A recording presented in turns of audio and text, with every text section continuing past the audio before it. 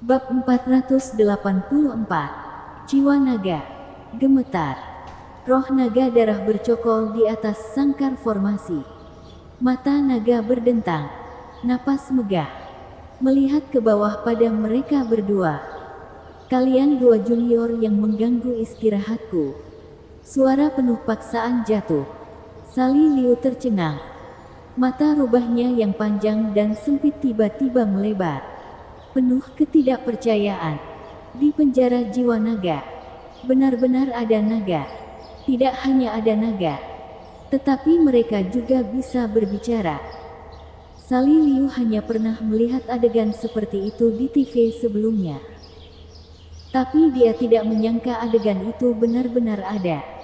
Beraninya dia percaya ini. Louis Lu. Ini. Sali Liu sangat terkejut hingga dia tergagap. Dia dengan erat menggenggam lengan Louis Lu dengan kedua tangan. Telapak tangannya penuh keringat. Louis Lu tampak jauh lebih tenang. Dia melirik Sali Liu dan berkata, "Kak Sali, bahkan rubah telah keluar. Bukankah normal jika naga sungguhan muncul?" Karena itu, dia juga sedikit terkejut.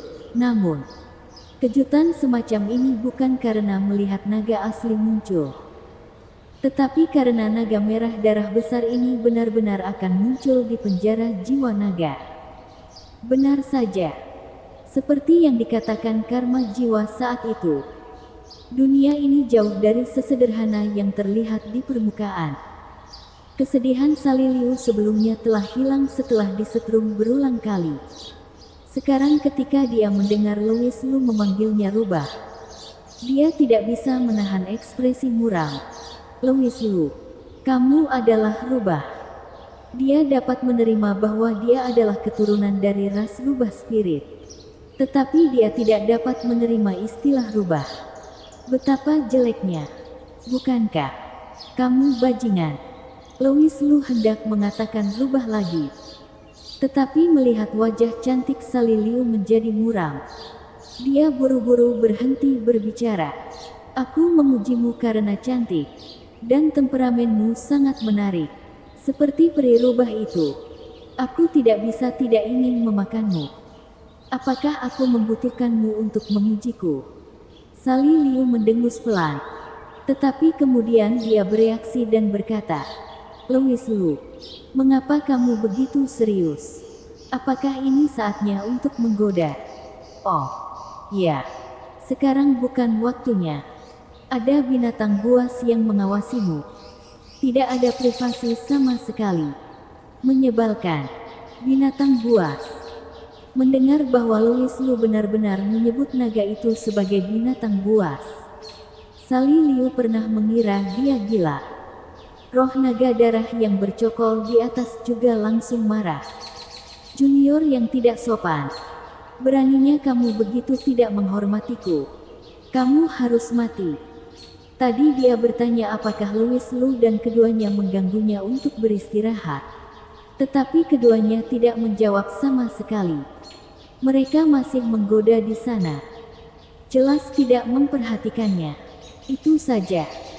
Yang menyebalkan adalah si botak ini berani menyebutnya binatang buas. Cukup kasar dan bodoh. Bagaimana tidak marah? Naga darah itu segera mengeluarkan raungan yang megah. Dan cakar naga darah itu tertekuk, siap untuk mencabik-cabik Louis Lu.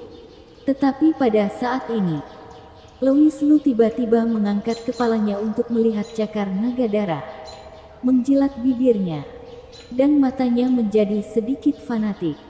Dengan musuh di depannya, bagaimana dia bisa menggoda Sali Liu dalam keadaan pikiran yang begitu santai? Dan bahkan menyebut naga itu sebagai binatang buas. Itu karena perasaan dari kedalaman darah. Sama seperti ketika dia bertemu bola api spirit di Menara Danya. Ada naluri yang terukir di tulangnya, yang cenderung dia melahap bola api spirit itu. Pada saat ini, perasaan itu muncul kembali. Saat melihat roh naga darah ini, ia muncul. Satu-satunya perbedaan dari terakhir kali adalah saat ini Louis Lu sudah bangun. Dia tidak gila. Dia hiper. Hatiku terus bergetar. Itu sebabnya dia memanfaatkan kesempatan bercanda dengan Sally Liu untuk menekan kegembiraan di hatinya. Mendongak. Dia melihat cakar naga darah menyapu ke bawah. Senyum aneh tiba-tiba muncul di sudut mulut Louis Lu. Dengan cepat menebas telapak tangannya dengan senjata energi sejati. Membuat lubang. Dan darah segera menodai telapak tangannya menjadi merah. Melihat ini, Sally Liu berteriak, "Louis Lu, kamu benar-benar gila. Kenapa kamu masih cacat?" Louis Lu tidak menanggapinya, tetapi menatap langit di atas kepalanya dengan mata membara. Menunggu cakar naga jatuh, matanya menjadi semakin hiruk-pikuk. Naga darah belum melihat sesuatu yang aneh.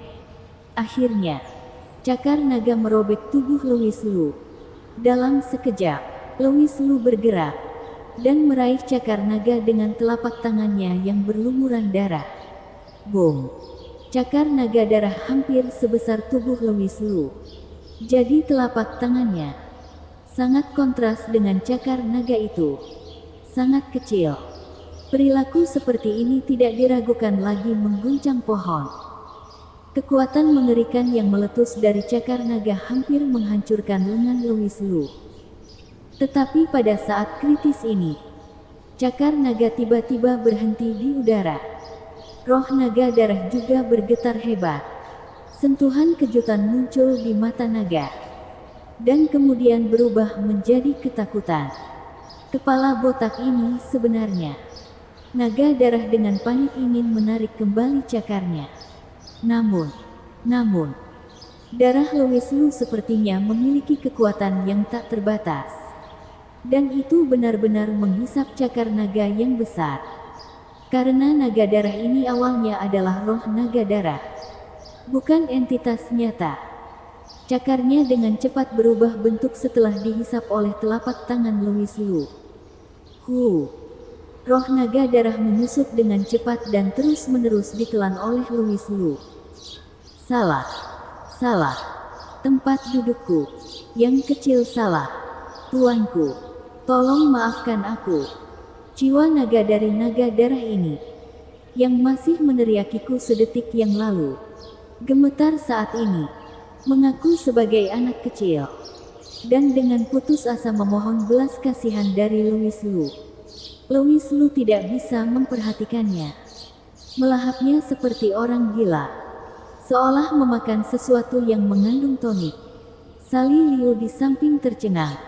Louis Lu, monster macam apa orang ini?